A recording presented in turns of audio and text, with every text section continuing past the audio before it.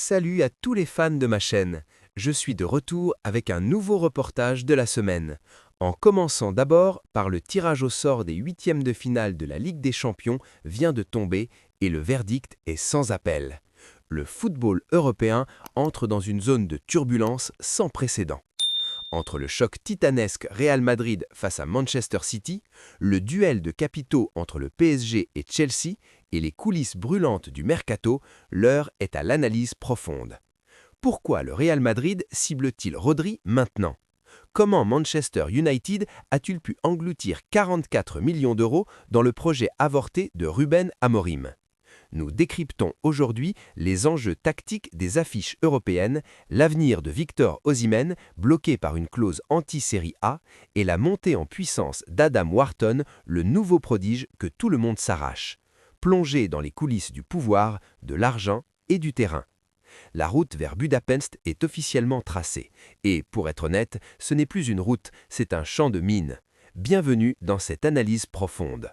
Ce que nous venons de vivre avec ce tirage des huitièmes de finale de la Ligue des Champions n'est pas qu'une simple loterie, c'est un basculement systémique. Le Real Madrid face à Manchester City. Encore, toujours. Mais cette fois, l'enjeu dépasse le rectangle vert. On parle d'un mercato qui s'immisce dans la compétition, d'un Rodri qui pourrait changer de camp et d'un projet à Manchester United qui explose en plein vol, laissant derrière lui une ardoise de 44 millions d'euros. Est-ce que nous sommes en train de voir la fin d'un cycle pour les plus grands clubs du monde? Accrochez-vous, car entre trahison stratégique, clauses secrètes et fiasco financier, on va plonger dans ce que le football a de plus complexe et de plus fascinant. Avant d'entrer dans la tactique pure, il faut comprendre le climat. Nous sommes à l'aube d'une année charnière. La Coupe du Monde 2026 profile son ombre, les clubs sont exsangues physiquement et pourtant, le tirage n'a fait aucun cadeau. Pour le PSG, c'est l'heure de la revanche contre Chelsea, après le traumatisme du mondial des clubs. Pour Arsenal, c'est le test de maturité ultime face à l'invincibilité de Leverkusen. Chaque affiche raconte une histoire de pouvoir. Newcastle contre le Barça, c'est le nouveau monde qui défie l'ancien. Mais le vrai séisme, il est souterrain. Il concerne les bureaux, les contrats et cette instabilité chronique qui ronge des géants comme Manchester United. On ne parle pas seulement de sport, on parle de survie institutionnelle. Parlons du choc absolu, Real City. Pour la 4e fois en quelques saisons, c'est devenu le classico du continent. Mais regardez bien ce qui se prépare en coulisses. Le Real Madrid veut Rodri. Pourquoi? Parce que depuis le départ de Toni Kroos, la Maison-Blanche a perdu sa boussole. Bellingham est un monstre de projection, Valverde est un moteur inépuisable, mais qui dicte le tempo? Personne. En proposant 50 millions d'euros pour un Rodri à qui il ne reste qu'un an de contrat, Florentino Pérez ne cherche pas juste un joueur, il cherche à voler le cerveau de son plus grand rival. Sur le terrain, ce huitième de finale sera une bataille d'échecs. City va vouloir confisquer le ballon, mais sans la garantie d'un Rodri pleinement investi ou face à la menace de son départ, l'équilibre de Pep Guardiola vacille.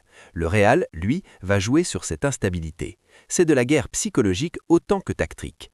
Passons aux dossiers qui vont agiter l'été. Victor Osimhen. Tout le monde l'envoie à la Juve, mais la réalité est bien plus cruelle pour les supporters de la vieille dame.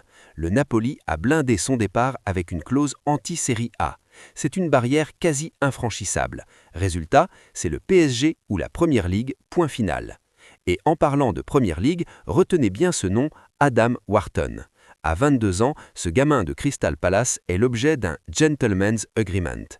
60 millions de livres pour celui qui est déjà comparé à un mélange entre Busquets et Carrick. Liverpool le veut pour stabiliser son milieu, United en fait sa priorité pour remplacer un Casemiro en bout de course et même le Real observe. Pourquoi tant de bruit? Parce que Wharton possède cette science du placement rare, cette capacité à briser les lignes par une passe verticale là où d'autres jouent latéralement. Il est la pièce manquante des projets en reconstruction. On arrive au cœur du problème. Manchester United, 44 millions d'euros. C'est le coût estimé du projet Ruben Amorim qui part déjà en lambeaux selon Sky Sports.